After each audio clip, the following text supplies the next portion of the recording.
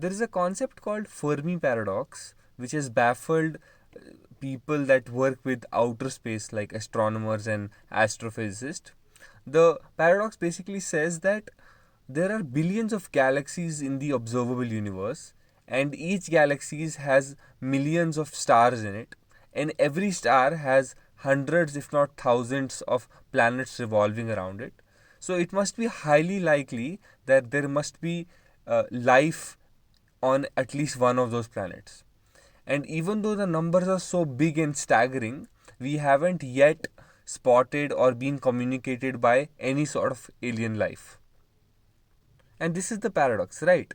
There is so much math supporting the existence of life, yet we have no practical evidence.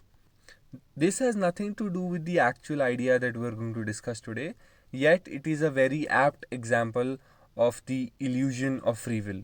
Questions? Let's answer them in today's episode of Perfectly Average.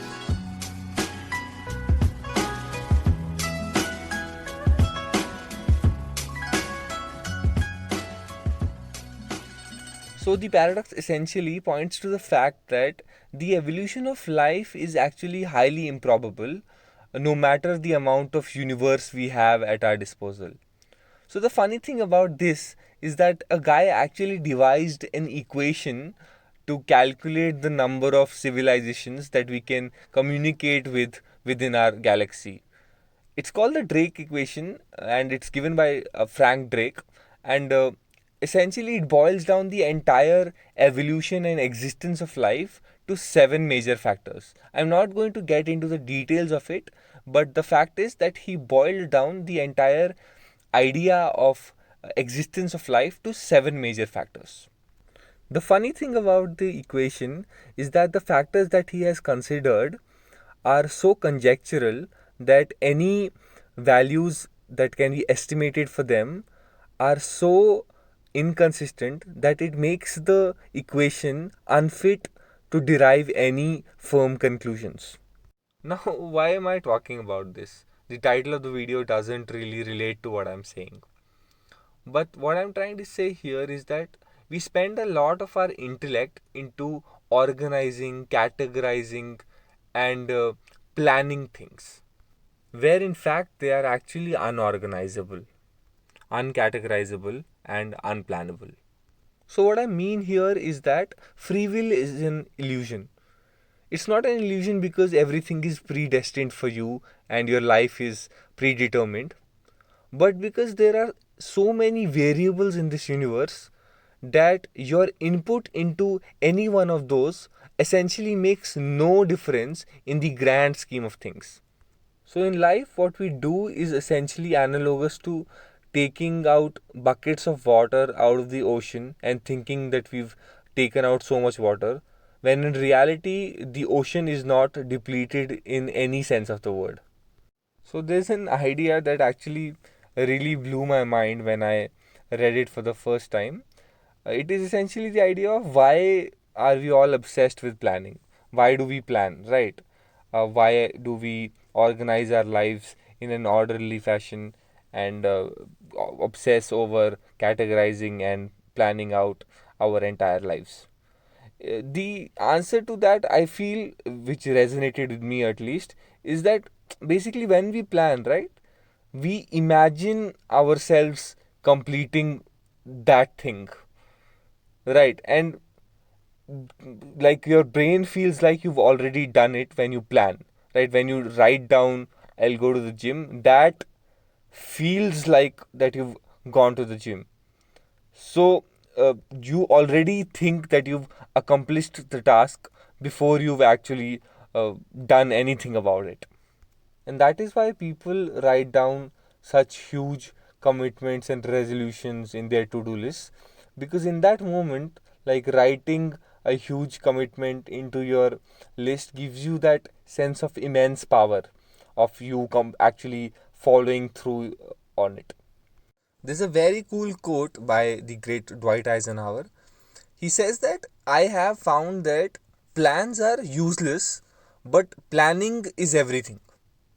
And I think that's so cool because essentially plans are very important and valuable, but at the same time, simultaneously, they're completely worthless. And that is because every plan is essentially an assumption. A huge assumption that all the factors that you're not considering in the planning will be ideal. And that is a huge assumption, right?